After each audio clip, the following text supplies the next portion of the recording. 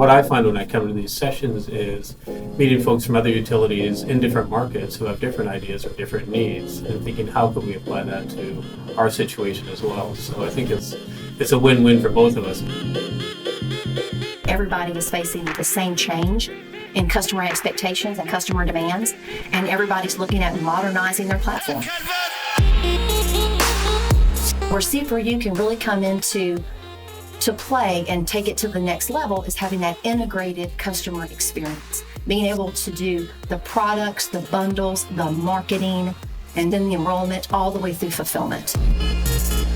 Some of the issues we deal with today around communicating with our customers is having the good contact information. We're implementing ISU and Cloud for Utilities, or Cloud for Customer, and it's really simplifying our architecture overall. We have over 270 applications today that carry customer data in multiple systems, so centralizing that and putting that in a central place is going to certainly help us quite a bit.